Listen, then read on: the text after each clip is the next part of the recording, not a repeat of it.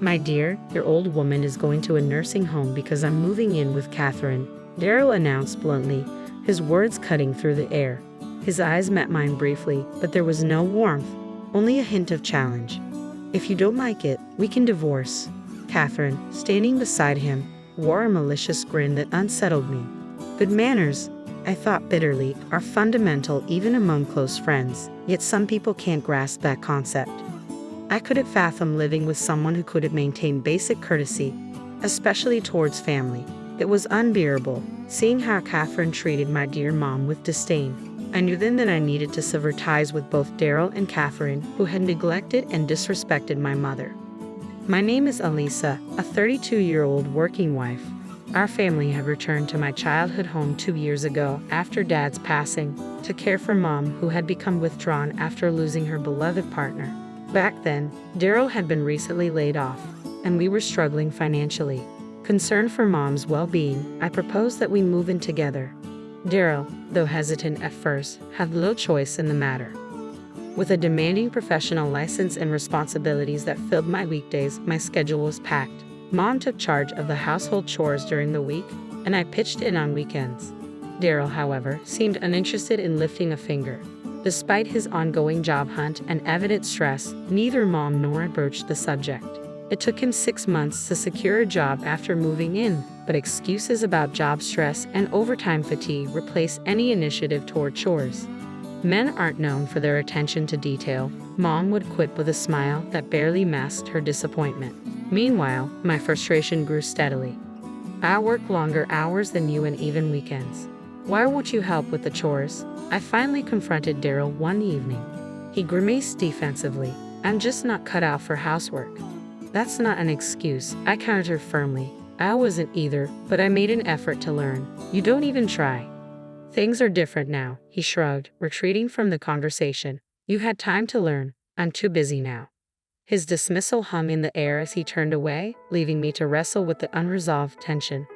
Mom had been struggling with her knees lately, making it all the more important for us to share the housework. However, Daryl showed no inclination to help from the start. Over time, it became the accepted norm that Daryl would avoid any household chores. A new issue surfaced recently when Daryl started inviting his sister Catherine over on weekends. Catherine, who was 5 years my senior, lacked the maturity and common sense one might expect from an adult. I had never been fond of her due to her poor manners. Upon entering our home, Catherine kept her hat on and carelessly tossed it onto the table. Ignoring Mom, who owned the house, she rudely asked, "Old woman, got any Coke?"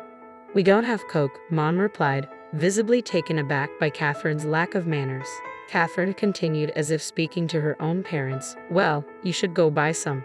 It's bad manners not to offer anything to guests. Please buy your own." "We didn't expect any guests," I interjected firmly, hoping to finally quiet her down.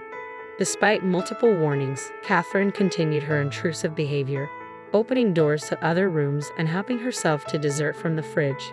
Talking to Daryl about it proved futile. "Look, when Catherine comes over, neither Mom nor I can relax," I explained to Daryl one evening. "It's okay occasionally, but every week is too much. If you're both free, why not go out somewhere instead of always coming here? It's becoming a burden on my family. I live with your mother, Dina, out of necessity. You should be grateful and not complain," Daryl retorted defensively. "That's a separate issue," I insisted. "I wish you wouldn't equate Mom with Catherine. Mom is quiet and unassuming, while Catherine's behavior causes us a lot of trouble." "It's not separate," Daryl argued back. "I allowed Dina to live with us, so Catherine's visits should be accepted." Frustrated, I countered, "Mom and Catherine are not the same. Mom deserves respect, unlike Catherine, who is rude to both of us." My words sparked a heated argument with Daryl, who seemed unable to grasp the difference. Daryl had been a quiet, reserved person since our marriage, but his demeanor changed noticeably after losing his previous job. He spoke remorsefully about being laid off due to poor performance, and despite my sympathy, I still expected him to maintain basic manners. However, the issue of Catherine's frequent visits was just the beginning. One day, Catherine showed up at our doorstep with a large bag and towel. "Get ready for me," she announced abruptly, leaving both Mom and me taken aback. Daryl was the only one to greet her warmly, saying, "Catherine, good to see you. Welcome. This is your home from now on." While we did have a spare room that had once been Dad's study, I was reluctant to have Catherine use it. "What's going on is that Catherine is moving in here from today," he declared bluntly. "Neither Mom nor I have been informed of this decision." "Stop nagging," he continued sharply. "I have decided that Catherine's moving in. If you have a problem with that, your old woman is going to a nursing home. If you don't like it, we can divorce." His words rang out, and behind him Catherine smirked maliciously. I'm so shocked that my body stiffens, rendering me unable to respond. The anger surges within me, especially at the disrespect shown towards my mom. Daryl, undeterred, continued to dictate. "Dina, Catherine will be using your room.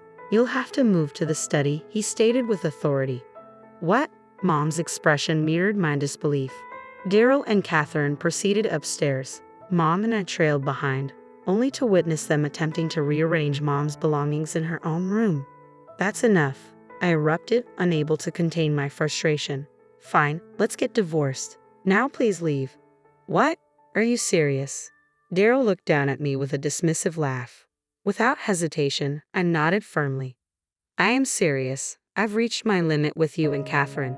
Living with her is not an option. If you're suggesting divorce, I'm prepared for it. I'll take care of my mom," I asserted. "You're willing to throw away your life for an old woman with limited years left. You don't understand. Spending the rest of my life with you would be the real waste," Daryl retorted sharply. "You brought up divorce, so let's follow through," I insisted. "Fine. Until I find a new place, Catherine will stay in my room. Why don't you move over to your beloved Dina's room?" Daryl countered, his tone challenging.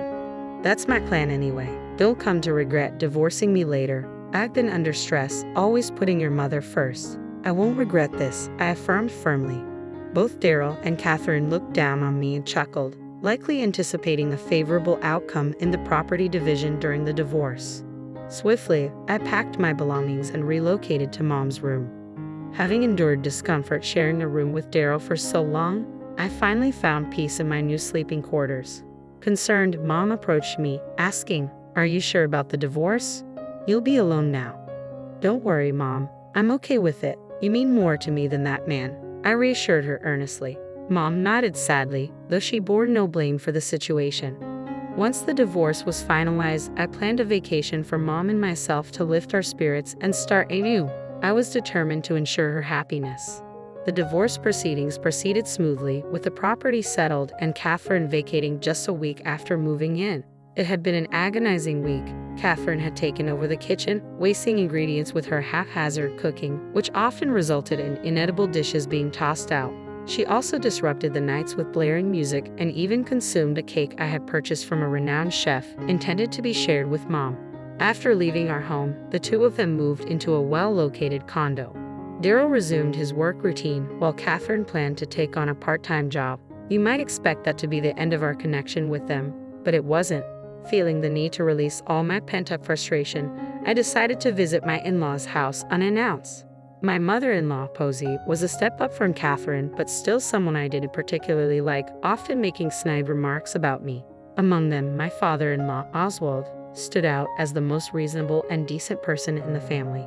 Initially, I hadn't minded Posey or Catherine much because Daryl and Oswald seemed decent. It turned out I had misjudged Daryl. Without calling ahead, I arrived at my in-laws' home and announced through the intercom to Posey, "I've come to say goodbye. We're divorced." Reluctantly, Posey let me in. I entered, still wearing my hat, and opened what I assumed was Posey's room. "What are you doing?" Posey asked, clearly displeased. "Oh, I thought this was the custom in this house, given how Catherine behaved." "How rude," I remarked, brushing off Posey's visible annoyance as I entered the room. Oswald was nowhere to be seen, leaving Posey flustered by my unexpected visit. Assertively, I settled onto the living room sofa and made a request, mirroring Catherine's past behavior. "Could you get me a Coke?" "What? We don't have Coke. Can't you go buy some yourself?" Posey replied sharply. "What's this about? You're here to apologize for the divorce, right? I heard you had an affair, and now you act like this."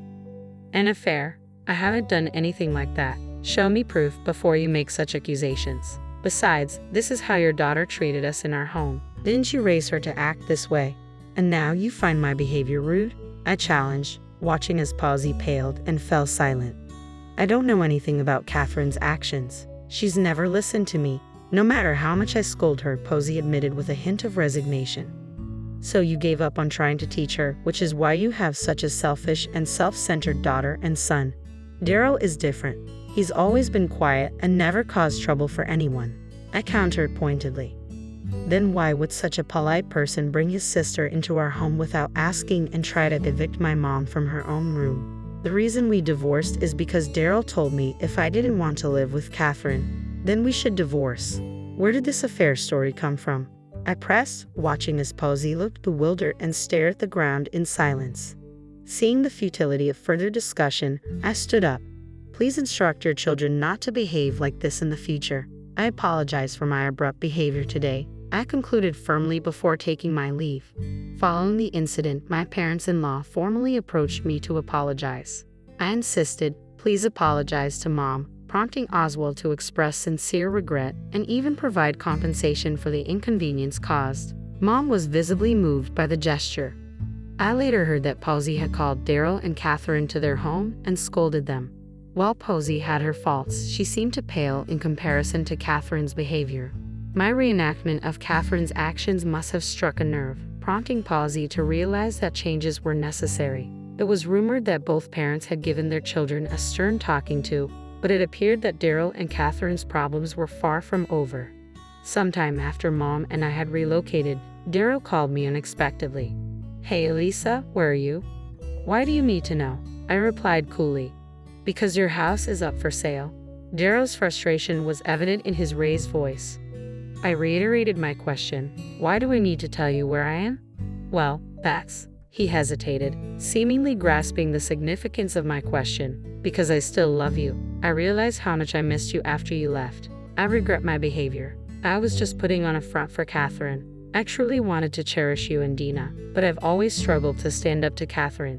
No matter how much he claims to have changed or apologizes or even professes his love, my heart remains unmoved. There's no forgiving the way he brought Catherine into our home, threatened divorce, and insulted my mom," I asserted firmly. "I don't care how you feel. We're divorced. No amount of apologies or money will make me reconsider," I stated resolutely. "Don't say that. I've realized how much I value you and Dina. I promise it won't happen again. Just give me one more chance," Daryl pleaded desperately. "You're just looking for someone to do the housework, aren't you?" I groaned, feeling vindicated by his admission.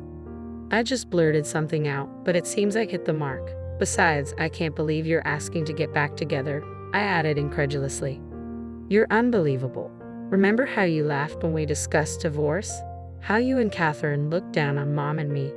Now the tables have turned," I concluded with a mix of frustration and satisfaction. His attitude changed. "You're getting cocky just because I'm being humble here," Daryl retorted defensively. "Weren't you supposed to be remorseful? Didn't Oswald and Posey teach you anything about consideration and taking responsibility? You should be the one apologizing. I heard you were disrespectful to Mom. You've even lied and blamed Catherine for it. That scolded both of us because of your actions," I countered, frustration evident in my tone. His dismissive attitude prompted a laugh from me. "Are you seriously saying you've never faced consequences from your parents? Is this how you act at your age? Some people your age are raising families and navigating life responsibly. Meanwhile, here you are in your 30s, acting like a teenager. This is the life you chose. Stop deflecting blame and start taking accountability," I continued firmly. "You think this is all a joke, don't you? If you can't understand what I'm saying, there's no point in talking to you. Don't contact me again," I stated firmly before ending the call and blocking Daryl's number. Afterward, I continued to receive notifications of missed calls from Daryl, but I had no intention of responding to any of them. I heard through the grapevine that Daryl and Catherine had moved into a condo, but neither of them bothered with any housework, quickly turning their new home into a hoarding mess. Eventually, they were asked to leave by the condo owner due to the bad smell and Catherine's disruptive behavior. In a rush, they hired a cleaning company and things briefly improved. However, their place soon fell back into disarray. It wasn't long before they reached out to me for help. Additionally, Catherine's spending habits were extravagant. She had relied on her boyfriend in the past, but he had broken up with her because of her reckless behavior. I couldn't muster any sympathy for her plight. They're both facing financial struggles now that Catherine relied heavily on Darrow's income and spent recklessly. After settling into my new place, I decided to take a trip with my mom. She seemed melancholic, blaming herself for my divorce. Our trip to Hawaii, however, lifted her spirits, and I saw her smile brightly for the first time in a while. Looking ahead, I'm not making any firm plans. Perhaps I'll remarry someday, but only to someone who values family and has basic manners. Otherwise, I'm content being single. My focus remains on working hard and ensuring my mom is well cared for.